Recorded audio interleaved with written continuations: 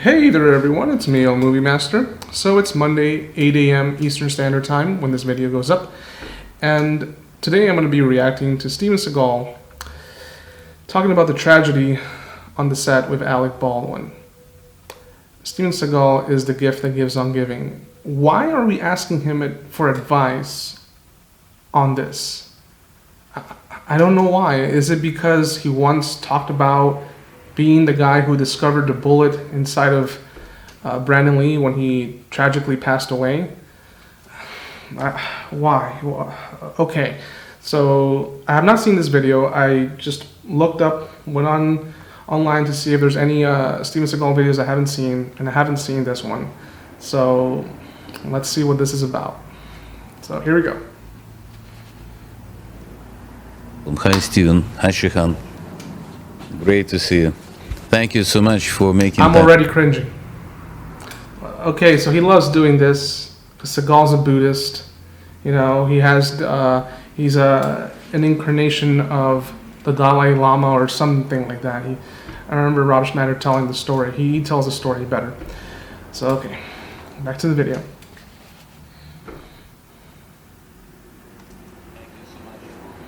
For us. Steven, it's really a tragic story what happened with Alec Baldwin.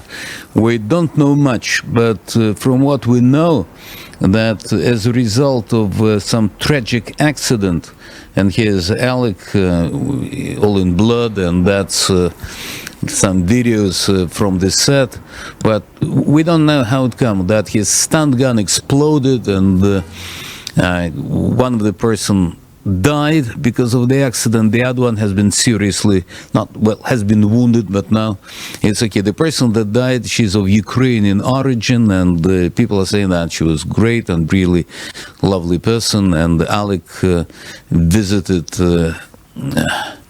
this ceremony of farewell, and it's a heartbreaking story. But all that remind me of this awful tragic story of Brandon Lee, son of great Bruce Lee, who was also killed on the... Yep, they're going to bring up Brandon Lee. Okay, here we're going to hear Steven Seagal once again saying, I'm assuming, he's going to say, yes, I was the one who was called in the middle of the night to investigate the murder of Brandon Lee. On the spot because of the improper use of the stun gun. So, and you know the story pretty well. Can you explain to me, as a great director and an actor with tremendous experience in all the fighting scenes and scenes with the guns, how something like that can happen? I cannot hear Steven, guys. Tragic. Once we can't hear him. Much more of a tragic situation for the DP, Helena, who was killed, than it is for Alec Baldwin, who's still alive. And number one, there's no exploding of prop guns. There were live rounds in the gun for sure. And this gets down to neglect in the prop department. Why is the chief prop master handing loaded guns to anybody? In this case, she handed it to the assistant director, a guy called Dave Halls, and he then handed it to. Yes, I agree. So far, I'm agreeing with Seagal, but more importantly, why are we asking Steven Seagal for advice or any type of discussion on this? He wasn't involved in this production. He's just a forgotten action star. It's just because he's in Russia. That's the only reason why they're interviewing him. Okay, here we go. Cold guns. Cold gun means that they are safe to shoot. This is the armorer is a girl called Hannah Gutierrez, and she has been reported to say that she wasn't up for this job, she was too new for it, and this all falls back on the producers. Producers have to hire people, particularly when it comes to props and special effects, that are in the union and very experienced and know how to be safe and understand safe handling of guns and explosions, and that's what it boils down to.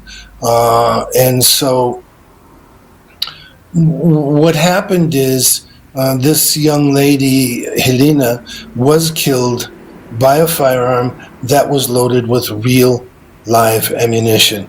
And this is a tragedy, and there's tremendous neglect here. If you want me to still talk about Bruce Lee and Brandon Lee, I will. Of course, because you know the story better than anyone else in the world. I'm sorry, I'm laughing because so far everything that Seagal has been saying, I agree.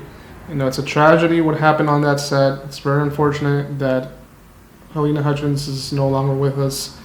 From the stories that I've seen online, she was not only an amazing cinematographer but a loving mother, and I can only imagine the pain that her husband, her child is going through, and her whole family. So again, I have nothing bad to say of what Seagal's saying, but he's going to talk now about Brandon Lee. So okay, here we go. I remember that you told me that Bruce's widow called you when this tragedy happened with Brandon Lee and asked you to come and help them out to investigate what actually happened. No, what actually happened was about 3 or 4 in the morning, Paul Block called me from the set and said Brandon was just shot by something, and people are saying, oh, it was a squib or something like that. And I asked him the circumstances, and then I told Paul, I said, you will find a projectile in Brandon. And the next morning they, dug it out, and they called me back up and they said, you're completely right. How could this have happened? Well, just for the audience, I can tell you that prop guns, the revolvers, are normal guns that can fire blanks or real ammunition. And so that's why the prop department has to be so careful to make sure that those prop guns and the revolvers are particularly, maintained and watched at all times. They're supposed to be under lock and key, until they're walked onto the set. This is one thing. The other thing is that with this situation with Brandon, it's the same thing where they had hired people to be monitoring and using and touching and having access to the firearms that were to be used on the films, and the people that they had hired to do this were, in my opinion, amateurs, and they were firing this pistol the day before, making some kind of a one sheet, and what had happened is the bullet got lodged in the barrel.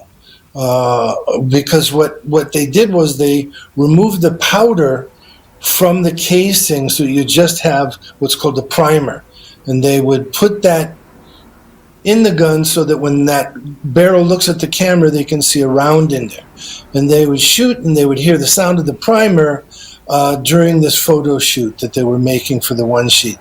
Little did they know that a bullet was lodged in the barrel.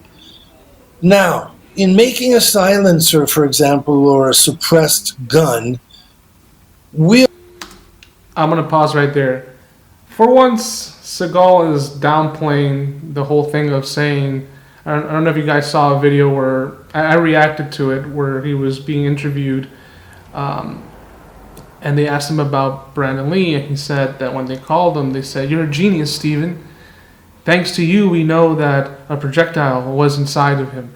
So he's downplaying it down here a little bit. He's just saying what everyone knows by now, because it was investigated. It's not that Seagal knew about it before everyone else did. I'm sorry, Seagal can tell you as many times as he likes that he was a cop, that he knows everything about everything, but don't give credit to this guy. Give credit to the people who worked many months trying to investigate what unfortunately tragically happened to Brandon Lee. So he's downplaying here for once. So all were taught that you can't really suppress a revolver because the gas it escapes through the cylinders. And so when they asked me to investigate this, I got together with my people and we... Never mind, I spoke too soon. When they asked me to investigate, why? Why in the world would they ask you to investigate? Why would they ask an action movie star to investigate? Is it because you worked for special forces, the CIA, and have been a police officer for 25 years? Is that why, Steven? Let's continue. A 44 Magnum slug in the middle of a barrel, and we put a 44 Magnum a 44 Magnum casing of a blank in there, and we shot it and we timed it, and it was traveling at some ungodly speed, like almost the same as a real live 44 Magnum.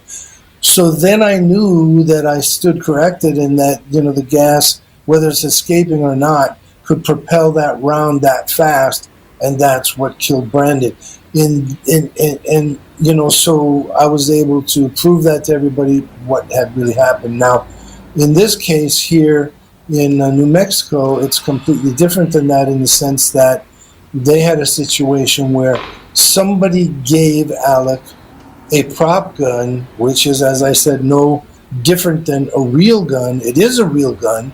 And instead of giving it to him with blanks in it, it had real rounds in it. Now, there's another situation where a gentleman by the name of John Eric Hexum in the 80s, I believe, was again really not understanding that blanks can be dangerous, and he was playing with a 44 Magnum with blanks in it, and he was trying to pretend like he was going to play Russian roulette. And he put the gun to his head, and he shot himself, and he blew his brains out. And the reason that happened... Yeah, I've heard of that story. That was an actor who worked in a TV show. I don't remember what TV show it was. It didn't last very long, and then they had to recast him. But he was a very young actor. I'll put the picture here and his name and the name of the TV show. He was playing around with the gun, and I think they were taking a break and setting up again. It was taking too long, and he became impatient, and he started playing with the gun, and he put it right here on the temple, placed it right here on the temple, and it had blanks in it, but this part of the head is very, very fragile, so he killed himself, unfortunately. And I believe they tried to help revive him. They took him to the hospital immediately, but they couldn't revive him, and they from what I remember reading, he was his organs were donated to other people who needed them. Very, very tragic story. This was in the 80s. Happens is 44 Magnum has a muzzle blast of about 5 inches, and people don't understand that. If you press it up against something, it's going to blow a hole in you. So you really have to learn to understand firearms. I heard somebody on your show earlier saying, "Oh, this is the government's responsibility." It's really, we have a film world, and the film world has to be responsible for all the different departments. And the prop masters, and as I said before, special effects, have to be completely and absolutely responsible. People think that the movie business is a really glamorous world and it's easy and fun. Let me tell you something. I was a cop for many, many years, and I can tell you, working on a movie set is not, he loves telling the story that he was a cop for 25 years. He has to throw that in there. He can't restrain himself. That easy. It's it's a hard, non-glamorous life where everybody has to be a team player, and everybody in their own department has to be particularly conscientious and professional and learn how to do their job right to protect everybody on the set. Really? Says the guy who likes to beat his stunt people. Talk about professionalism. Practice what you preach, Seagal. How about treating other co-stars with respect instead of inviting them to your hotel room and saying that you are a professional massage, a therapist, and that you want to fondle them? That's not my words. That's Seagal. Seagal told that to Jamie Lee Presley. Told her that he's a professional massage therapist or something like that, and he sexually assaulted her. a co-star when he was working on the movie Ticker back in 2001. How about Katherine Heigl? Look at this photo. Is that professionalism, Seagal? Nope. How about John Leguizamo? When you guys were doing rehearsals and you threw him up against a wall. Is that professionalism? I don't think so. So practice what you preach, Seagal. Or how about, let's even go further, talking crap about other action stars or other people that you would have probably worked with. You know, you could have been in Expendables 4, you know, but instead you're talking crap about Sly, Van Damme. Nope. Actually, poor Alex made an awful mistake a few years ago when he posted on Twitter, "I wonder how it must feel to wrongfully kill someone." No, Now he knows. well, karma is a bitch, so Now he it's, knows. yeah, it's too bad. Vladimir. Very quickly on Alec Baldwin, you know, I don't like to take political sides on things, because I know there's a lot of people on the right who don't like Alec Baldwin because he made fun of Trump, and he also talks bad about weapons and all that other stuff. And people on the left are, you know, protecting him. I'm neutral when it comes to this type of stuff. All I'll say is that I think, personally, I think he should have kept his mouth shut. He shouldn't have gone on that interview where he said that he didn't feel any guilt about what happened, that someone else is responsible but not him. That was not right, and that post that they just showed is he shouldn't have posted that. I think people should post less things on social media, especially celebrities, like, you know, especially during a tragedy like this, you know. And I think it's insensitive even now, you know, as I'm watching this, you know, having Seagal comment on the whole thing when he wasn't involved in the production. He's no one to be talking about this. Really, he isn't. I mean, so far at the beginning he wasn't saying anything bad, but you know, his ego likes to come in, and you know, I have to tell people that I was the guy who investigated Brandon Lee passing away on the set of The Crow. I have to mention that I was a cop for 25 years. So anyway, Putin yesterday, during his speech at Valdai, made a comment on American movie industry right now, that it looks more and more like Soviet time propaganda, when you have to put certain agenda on it, you know, like people of certain color, of certain gender, and you can make move neither to the left nor to the right. It's all very formalized nowadays. What happened with the American, and what's happening with the American movie industry? Well, I mean, you know this better than anybody because you and I have a close relationship, and I talk to you all the time about the way I feel. One of my greatest dreams in this life is to be able to make great movies where all people from all walks of life and all ethnicities have a fair chance to make great movies representing, you know, all the different machinations of life.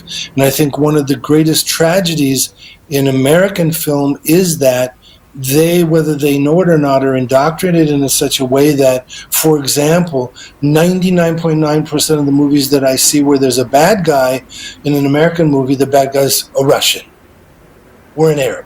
And, you know, what I want to do is make great movies where Russian can also be good guys and can also... again, practice what you preach, Seagal. One of your last movies, it's not very recent, but it's from 2017, 2018, Contract to Kill. That one, where the bad guy that you placed as the lead bad guy is a Middle Eastern. And there's a lot of his movies where the bad guys are Russians. So I don't know what he's talking about. Maybe moving forward he might change that. I know that he didn't do that in Attrition. In Attrition, the movie took place in Asia, so he didn't do that. But I wouldn't put it past him to do that again, because he's all about stereotypes in his movies. He does it all the time, so I don't know what he's talking about. Will be anybody And so propaganda is a nasty sort of a Cold War tool that's used along with this whole Cold War mechanism where there are special top secret troll farms all around the world that are disseminating manufactured information to destroy. Did Seagal just say troll farms? Okay, Seagal, you're keeping up with your meme knowledge. Destroy the image or credibility of different countries and different people. I can remember when we had the what was the soccer big soccer game that we Simpson. had, the World Soccer World Cup. You struggled so much just to say the World Cup?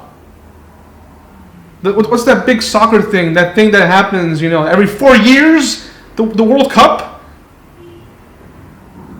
Okay, anyway. We have the World Cup here. I remember meeting people. I thought the soccer, not the American football. I thought No. was about, big guy. I thought about O.J. Simpson. But, well, he's not that big. No, he's not. Anyway, what I'm referring to is the World Cup, and I remember This whole thing is meeting and cringe. talking to people who were so happy and surprised at all these things, and I was saying, why are you surprised? Well, all the propaganda that I read and I saw, and, I thought that there was a really good chance that we would be robbed walking down the street and our wives would be raped and mugged, and there were no restaurants here and, no good facilities here and no good hotels. And in fact, some of the nicest hotels in the world, some of the nicest restaurants in the world, some of the nicest people in the world. And that's why it was a genius stroke for Vladimir Putin to make sure we could get that World Cup here, because it showed millions of people who came and left what Russia really is. And it is a travesty to, real diplomacy and how people should be trying to get along and have open dialogue. What is he talking about? I'm serious. I have no clue. He reminds me of when you're in school and the previous day you just had to work on a project, and now you have to present it, and you just come up with a bunch of BS. That's what it sounds like here, really. It's terrible the way people spend billions of dollars trying to destroy the image of any great nation, and particularly Russia. The war is going on. Nowadays it's ideological war. The worst of the cultural war. But I don't know whether you had a chance to see the latest James Bond movie. But it's amazing how cancel culture canceled James Bond. So they killed him. Because in this modern world, the real heroes cannot exist. Nowadays, they killed James Bond. They're trying to eliminate every single word about you. It's hard to find your movies on those modern... These two are best buddies, you can tell.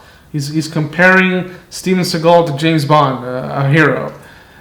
First of all, and had I known, I would have let people know ahead of time that they're ruining No Time to Die. For those who haven't seen it, here's a spoiler. It's already been mentioned by this guy. Good job. Yes, Bond dies at the end of that movie. But this was something that Daniel Craig had asked producers Barbara Broccoli and Michael G. Wilson way back in 2006 when he signed on. He wanted his character to be killed off. This has nothing to do with political correctness at all. I remember when the movie was announced, there were so many people sharing a bunch of articles saying that, the new James Bond is a woman. A lot of clickbait articles, and that I really can't stand, those clickbait articles. Bond has not been canceled. They're just going to recast another actor like they've done in the past. Daniel Craig has been playing the part for more than 15 years. It's time to go into other projects. He's getting older. They'll cast someone else. Whether it be Cillian Murphy or Idris Elba or Tom Hardy, whoever it is that they're going to cast, or Henry Cavill, who knows. But Bond isn't canceled. It has nothing to do with political correctness. I saw the movie and I thought it was pretty good. I thought it was an entertaining movie. Do we see a lot of political correctness with a lot of movies today? Yeah, it happens. I don't think it's an agenda of any kind. You know, there's all these conspiracy theories. It's not. It's just the way movies are evolving, and there's all types of movies in this world. And he mentions that they're trying to cancel and not have his movies because it goes against their agenda. No, I mean, I'm pretty sure you can find a lot of Steven Seagal's earlier movies on Amazon Prime or other platforms. It's just a supply and demand kind of thing. I think the average viewer today, many young people don't even know who Seagal is. I mean, if you were younger than 25, I don't think you probably know of Seagal unless you have come across his bad movies, because a lot of his bad movies you can watch on Tubi, you can watch even on YouTube. I've seen some of his movies being uploaded. So I don't know what he's talking about. He's just trying, this whole interview looks like, hey, I'm pretty sure, I wouldn't be surprised if he called this guy and say, hey, can I be on the show and you ask me all these questions, I'll give you a list of what to ask me, because this is what it feels like. You know, this doesn't seem like a normal interview. Like all these questions, so far, it has nothing to do with Seagal. So, but let's continue. Platforms, because a person like you or a hero like James Bond cannot exist in the modern world of political correctness. You're That's too right. brutal, too human, too alive. Well, I'm anything but politically correct. I like to tell the truth. And but I'm proud to be a diplomat, and I have learned a lot about diplomacy. And if I've made any mistakes in the past by telling truths that were inappropriate at the moment, if there's one thing I've learned is, there's usually a chance where you can say certain things in such a way that you can provoke people into thought and help people come to a table to have open, fair dialogue. And that's what I'm really hoping for here. And thank you for telling No, but the truth about that's only it. But cancel let's culture, say, because yeah, but at the same time, Stephen, not everyone knows, but sometimes you are making extremely dangerous expeditions to rainforest to talk with Indians there, and people. I'll pause that right there. So, if it's true that he went there just to help the indigenous people, great. You didn't have to go shake hands with Nicolas Maduro, who is a socialist who's, and I hate to get into politics, but my background is from Venezuela, and I have family there, and people are dying of hunger there. So, and he went and gave a sword, and he had dinner with him. That makes me dislike him even more. So, and I'm pretty sure he wasn't there just for that. Trying to badmouth you for being at Venezuela, but they're forgetting to tell the truth. That the reason why you were there is to help Indians and Indian chiefs that live in very difficult conditions in the rainforest. Well, I mean, certainly the rainforest all over the world is diminishing rapidly.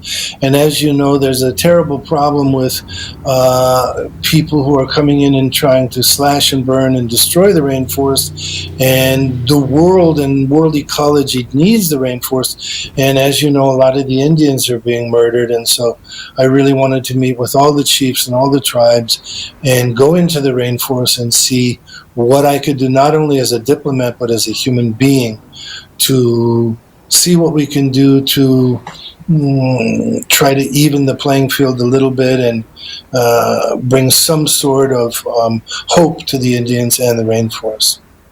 And also, I think that you quite openly speak on behalf on these people, even in front of the government Venezuela and president of Venezuela, and you make them listen and make them hear what has to be done for the people of rainforest, for those Indians.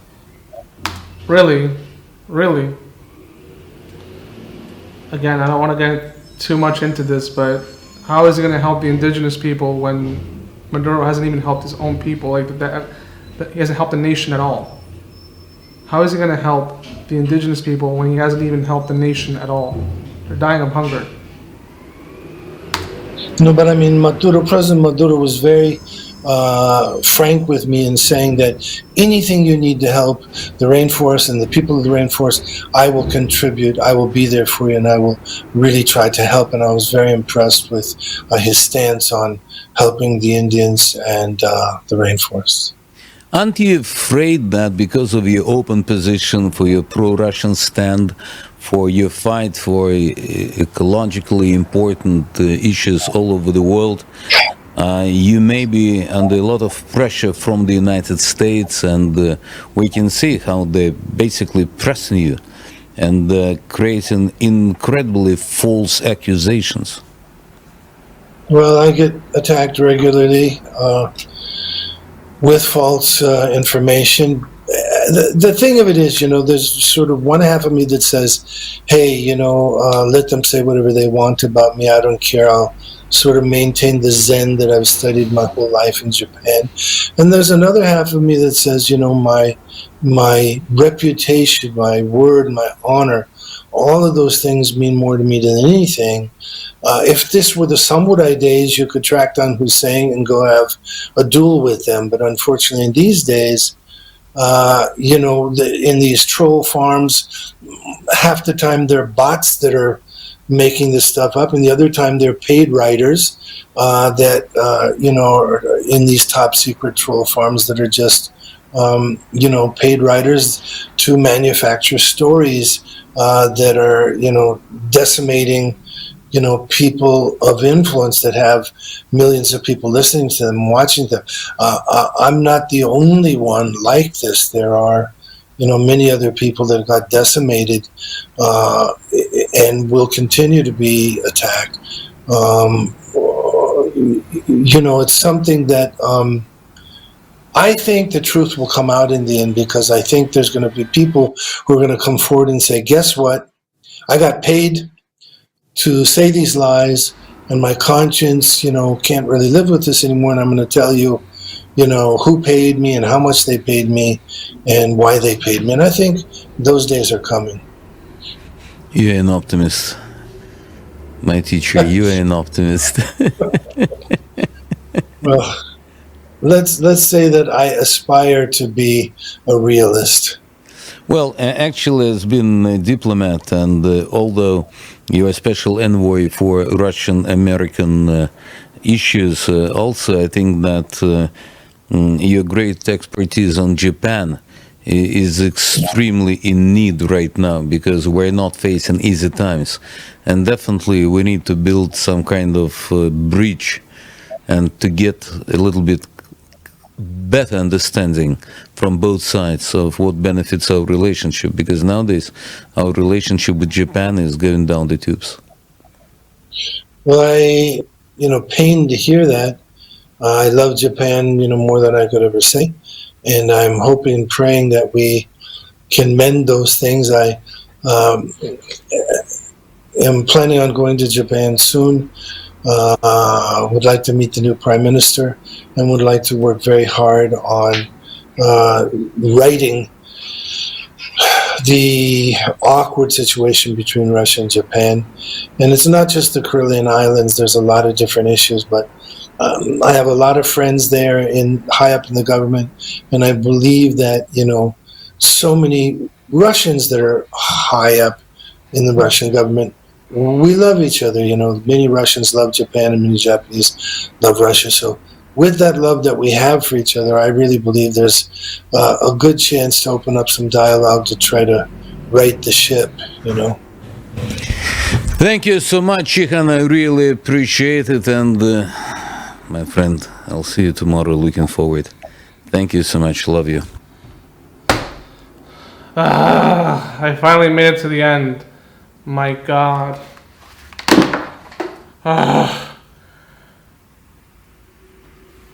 Listening to Seagal seriously makes my head explode. Like, it's just a bunch of nonsense.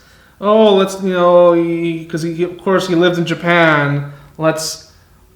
He knows higher ups in Japan in the government. Like, he lives in a fantasy world. I've said this before. The guy is delusional. He has no military rank. he knows nobody in the government outside of Vladimir Putin, you know. And the only reason he's there in Russia is because he's evading all the problems he's had here in the States with accusations, because he's been Me Too'd. And he's a creep. That's just the truth. So, you know, someone I think mentioned once in one comment on a previous Seagal reaction, like, if I, you know, like his movies, then why am I trash talking him? Like, why don't, you know? Well, simple thing. Like, I think you can enjoy someone's movies and not like the person. Like, I don't like Seagal as a person. I think he's cuckoo. You know, he's not right here in the head. Most celebrities aren't, but especially Seagal. And I do think that his classic set of films, I've said this hundreds of times, are entertaining, good action movies. And that's it. Unfortunately, he lives in those movies. He thinks those movies are real, you know? And it's very distasteful to have Seagal talk about what happened with Helena Hutchins, because, I'm sorry, this moved out of the way. Hold on one second. There we go. It's very unfortunate what happened, and I don't know why they would ask Seagal out of all people. And it feels like Seagal probably called this guy up and say, hey, you know, let's do an interview, and you're going to ask me questions so I can talk about Brandon Lee. That's what probably was, that's what I'm thinking, because, you know, Seagal is a has-been. You know, he's the type of guy who had decent action movies, you know, during the 80s and 90s. Mostly the 90s, because he only had one movie in the 80s, and that was Above the Law. And everything else he's done is garbage, you know. And sure, I watch a lot of his trash, but in the ironic sense, to laugh at, you know. But Seagal, he's the type of guy who, I mean, I know he's probably said in the past that he's made bad movies. I did see that interview, which I reacted to, The View versus Seagal, where he said that he's made bad movies, but he doesn't like to be the only person in the room who's made a bad movie. He will say that, oh, did that guy make that bad movie? Ooh, I guess we're all puppets to the people who make these type of movies. When half the movies he's done in the past 15 years are produced by himself. So, this is a terrible interview. This is a garbage video. I don't know why I reacted to this. I'm sorry, guys. It's just that I hate when, because Seagal loves to be the center of attention. You know, even at almost 70 years old, he wants to be looked as this, you know, action star guy who can influence people. The only thing he can influence is the buffet line. I always say that. He's a master of bullshido and the master of the buffet line at any Golden Corral. So anyways, this video took the energy out of me. It really did. This was trash. I mean, again, trash in the sense that why are they asking Seagal about this when he shouldn't have any influence on it at all? Again, it's very tragic what happened to Helena Hutchins, and Alec Baldwin should not have said that whole thing about not feeling any guilt. That was dumb thing to do. But anyway, guys, I hope you enjoyed this video. I'll be seeing you guys on Friday at 8 p.m. Stay safe. Bye.